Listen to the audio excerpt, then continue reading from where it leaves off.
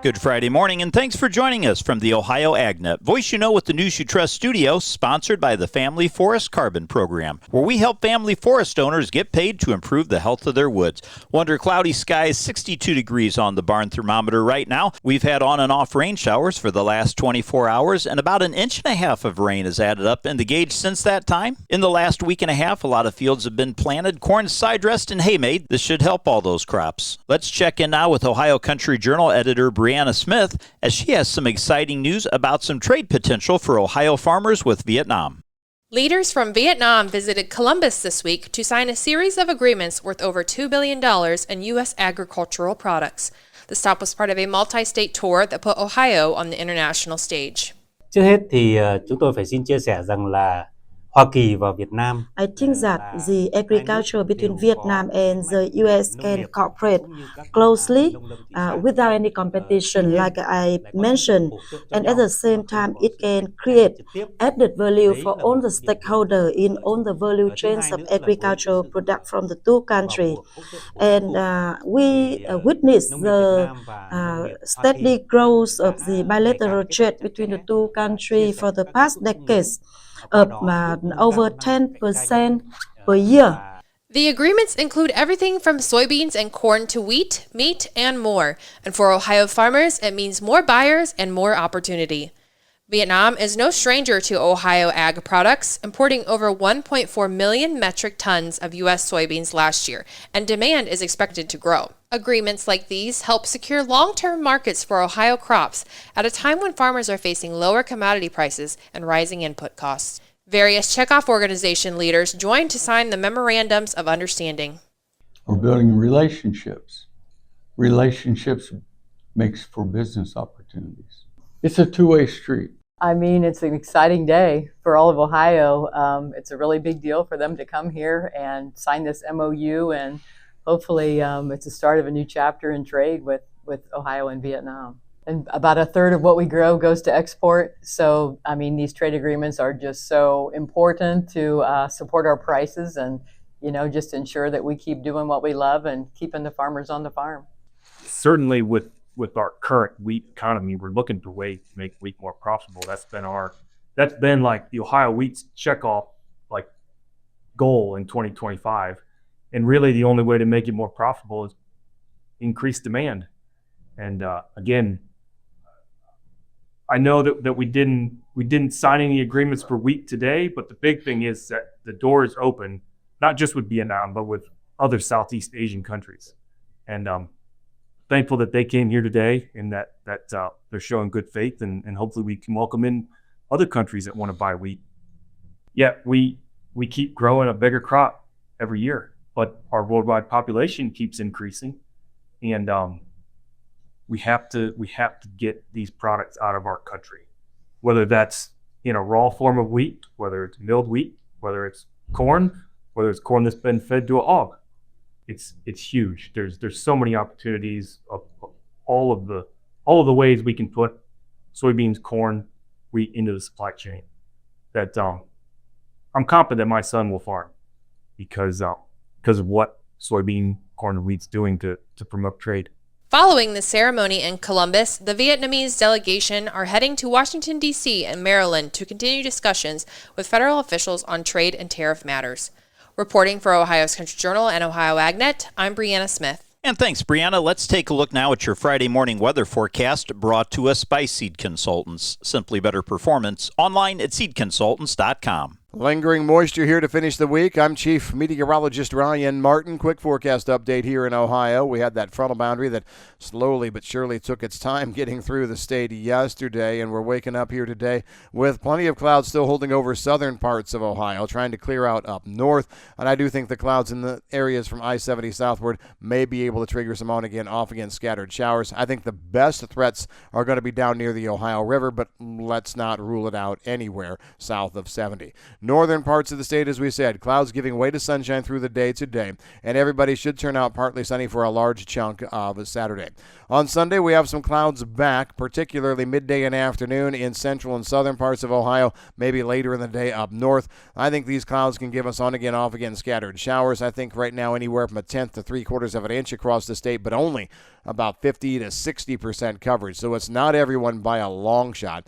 Monday is going to feature the same kind of setup, especially in southeastern parts of Ohio, before we get into a dry pattern for Tuesday afternoon forward through the rest of next week. That's the way your forecast is stacking up. I'm Chief Meteorologist Ryan Martin. Thanks, Ryan. Stay tuned. We'll be back with more after this. Soybeans are making waves in aquaculture. As a top protein source for fish farming, soy meal is essential for producing sustainable farm-raised fish. With fish farming as the fastest growing food sector, soybeans meet the demand for eco-friendly, nutritious options. From soybean fields to fish farms, soybeans power the farms that feed families. Brought to you by the Ohio soybean farmers and their checkoff. I'm joined today by Brandon Kern with the Ohio Soybean Association. Brandon, recently the MAHA report came out, Make America Healthy Again. All kinds of news coverage about it in regular media and ag media, as there's a lot of different opinions about what that report said. Curious from Ohio Soybean Association standpoint, maybe some of your responses. Yeah, so, I'll start by saying this. We have reached out, along with a number of agriculture groups from across the country, to members of the MAHA Commission with the message that, we support the ultimate goal of the commission and, want to be a resource and want to be engaged in the process. And so, unfortunately, with this first report, I think one of the frustrations we have, even though we think that the ultimate goal of what the commission is trying to do is a positive thing, is that we didn't really have a seat at the table, that we didn't have an opportunity to give much input into this first report. And so there's a frustration right off the bat that this lack of engagement with the agriculture community probably led to some things being included that have driven frustration amongst farmers and agriculture groups even further. So, the thing about this report that's been issued is very broad-based. It's very comprehensive, right? What's included in there is a multitude of different aspects of improving health for Americans. And the focus here is on kids in this first report. And so, again, I just reemphasize, I think that the agriculture community and agriculture groups support that overarching goal. But there's certainly some frustration with some elements in the report that are really, the frustration comes from their assertions more based on fear, based on a lack of understanding, based on, what you see from activist social media types out there.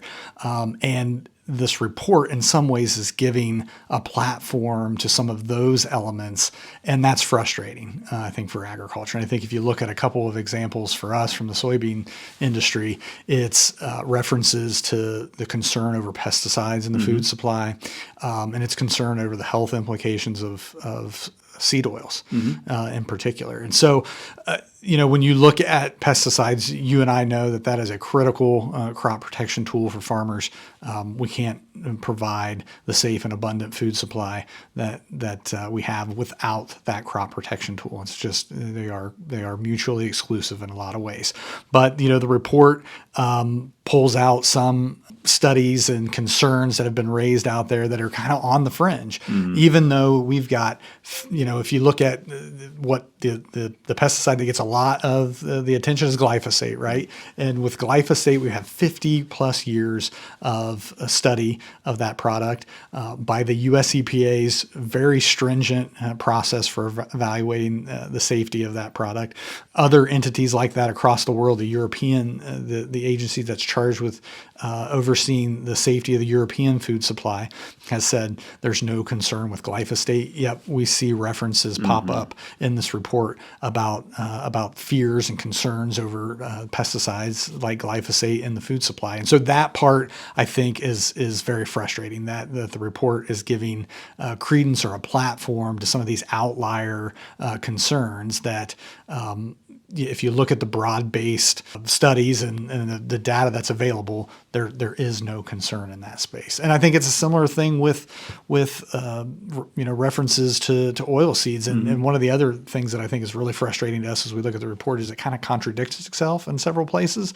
So it raises concerns about or brings up questions about oil seeds in American diets But on the same side, it says, those same studies that they're referencing are very non-conclusive. And there's a whole host of other studies out there that say, oil seeds and soybean oil are heart healthy. The American Heart Association, for example, we can point to a very reputable organization that talks all the time about the benefits of seed oils in the American diet. So, it's a mixed bag. We want to be a part of a path moving forward to make Americans healthy.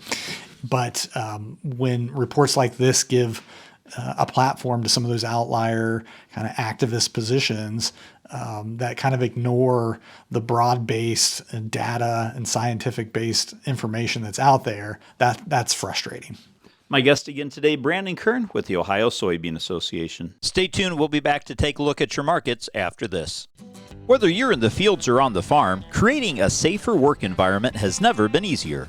BWC's safety consulting services are included with your policy premiums and offer training and education for everyone in your farming operation. It's always the right time to make safety a priority.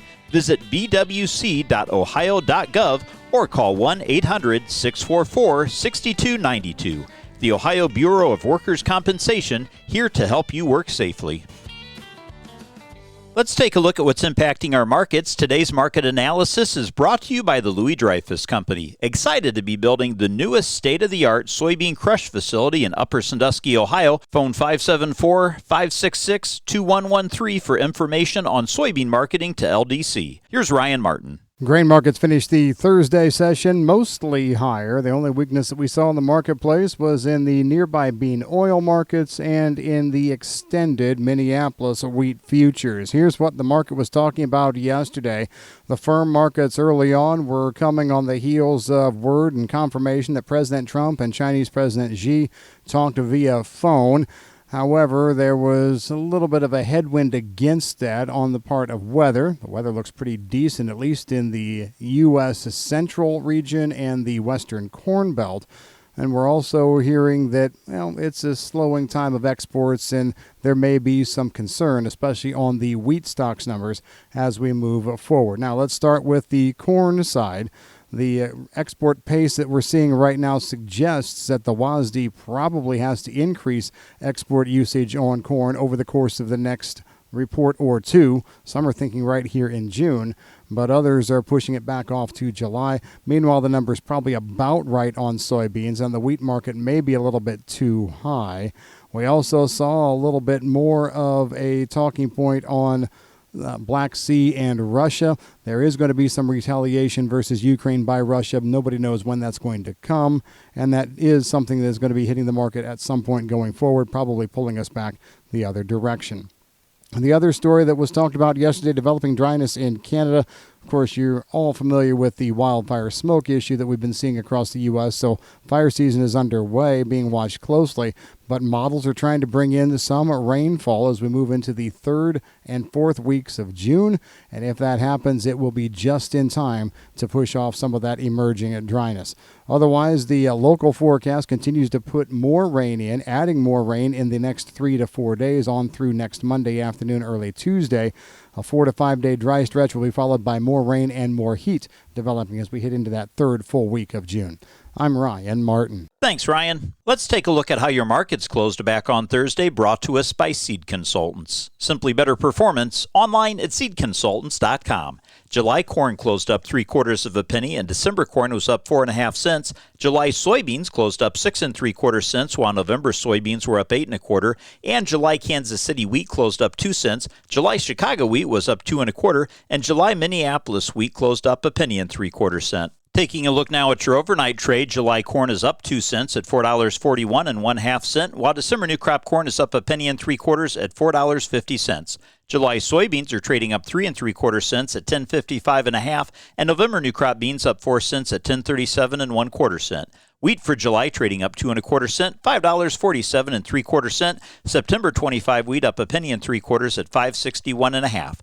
On the livestock side, June live cattle closed the day up $4.50 at $222.90, and August cattle were up $4.47 1/2, $216.82 1/2 cents. June lean hogs closed the day up 87 1/2 cents at $100.85, but July hogs were down 22 1/2 at $104.80. This is the Ohio AgNet.